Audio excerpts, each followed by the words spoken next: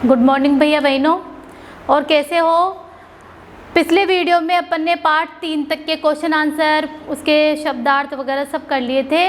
आज हम कक्षा 8 पार्ट 4 दीवानों की हस्ती को अर्थ करेंगे, पार्ट के लेसन को पढ़ेंगे, इसलिए आप भी मेरे साथ अध्ययन करें। पार्ट 4 निकालेंगे। पार्ट 4 दीवानों की हस्ती, जिसके लेखक, जिसके कवि कौन है? भगवती चरण वर्मा। कौन है इसके कवि? भगवती चरण वर्मा। पार्ट 4 दीवानों की हस्ती।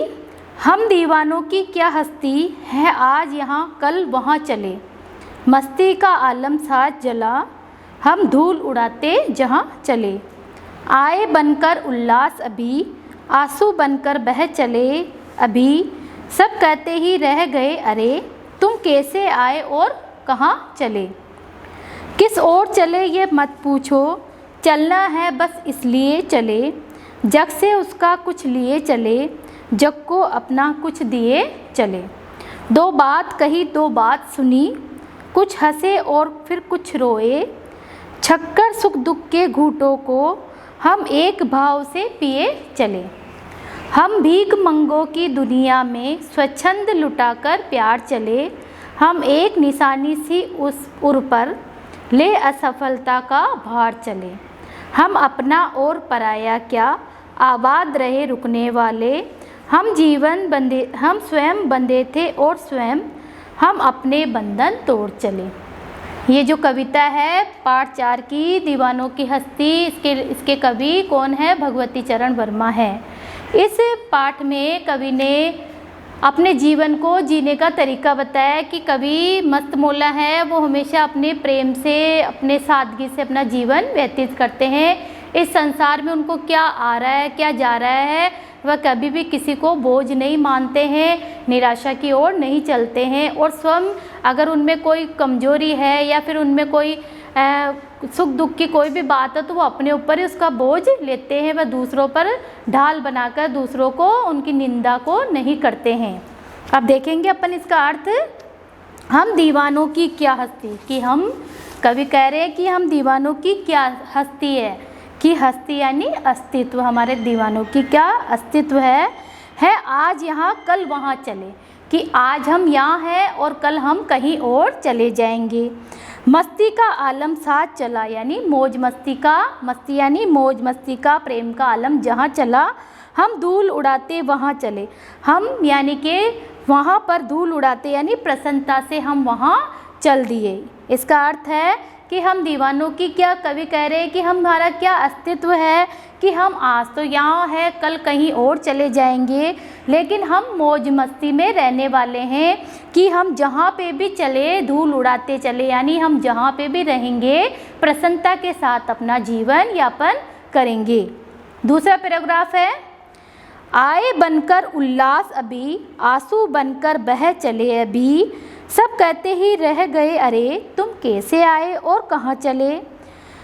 कवि कह रहे हैं कि आए बनकर उल्लास अभी खुशियाँ, उल्लास, प्रसन्नता आई है, और आंसू बनकर बह चले। और कई उल्लास के साथ साथ जब प्रसन्नता आई है तो थोड़े दिन में दुख का आलम भी छा गया है।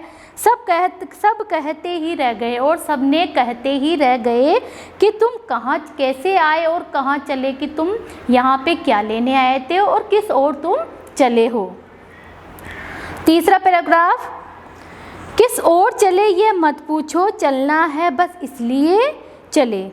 कवि कह रहे हैं कि हम किस ओर चले ये मत पूछो तुम, कि बस हमें चलना है, यानी हमें उल्लास के साथ, प्रसन्नता के साथ इस पथ पे आगे बढ़ना है। जग से उसका कुछ लिए चले, जग को अपना कुछ दिए चले। जग यानी संसार को हम उसका कुछ लिए चले। इस संसार में हम आए तो उसका हमने कुछ न कुछ लिया है, और जग को अपना कुछ देते चले। इस संसार को हम अपना कुछ देते चले हैं। दो बात कही दो बात सुनी, यानी दो बातें हमने कही है और दो बातें हमने सुनी है। कुछ हंसे और कुछ रोए, और कुछ हंसे हम, यानी कभी इस संसार ने हमें हंसाया है और कभी इस संसार ने हमें रुलाया है। छक्कर सुख दुख के घूंटों को हम एक भाव से पिए चले। छक्कर यानी हमने फिर भी उन दुख को, उन सुख को एक साथ पिया है, उन घूंटों को एक साथ हमने जीवन में उतारा है। हम एक भाव से पिए चले यानी सुख का, तब हमारे जीवन में अगर सुख आया तो हम उल्लास के साथ जिए, और दुख आया फिर भी हम उल्लास के साथ जिए। यानी हम कवि कहते हैं कि प्रसन्नता के साथ हमें अपना जीवन यापन करना चाहिए। हम भीख मंगों की दुनिया में स्वच्छंद लुटाकर प्यार चले, कि हम भीख मंगो, कि हम जो ये भिखारी भीख मंगे होते हैं उनकी दुनिया में, इस संसार को उन्होंने भीख मंगों की दुनिया कहा है, कि स्वच्छंद लुटाकर प्यार चले। कि स्वच्छंद यानी अपनी इच्छा के अनुसार चलने वाला, कि अपनी इच्छा के अनुसार हम अपना प्यार लुटाते हुए आगे चले। हम एक निशानी सी उर पर ले असफलता का भार चले, हमने एक निशानी छोड़कर इस असफलता को सफलता में, असफलता को सफलता में बढ़ाने का निश्चय कर लिया है। अब अपना और पराया क्या, कि कवि कहते हैं कि अब इस संसार में अपना क्या है और पराया क्या है। आबाद रहे रुकने वाले, जो संसार में आबाद हैं, यानी जो धन धान्य से पूर्ण है, आबाद है ये संसार, उसमें आबाद रहे रुकने वाले, जो रुक गए हैं वो भी आबाद रहे, और जो सुख में है वो भी आबाद रहे, और जो दुख में है वो भी आबाद रहे। हम स्वयं बंधे थे और स्वयं हम अपने बंधन तोड़ चले। हमने, कवि कह रहे हैं कि हमने स्वयं को अपने बंधन में बांध रखा था और हम स्वयं ही उस बंधन को तोड़ चले। यानी इसका अर्थ है, कवि मस्त मौला है, अपना जीवन सुख हो चाहे दुख हो, वह अपना जीवन मस्त मौले तरीके से मौज मस्ती के भाव से के साथ बिताते हैं, और वह हमें भी यही निर्देश देते हैं इस कविता के माध्यम से कि अपने जीवन को हमेशा मौज मस्ती के आलम के साथ ही, मौज मस्ती से प्रसन्नता के साथ अपने जीवन को व्यतीत करें। इस पाठ के मैंने आज आपको अर्थ बताया है। आज आप अपनी इसमें कॉपी में इसको करेंगे और कल फिर अपन अगले वीडियो में इसके क्वेश्चन आंसर करेंगे। Thank you.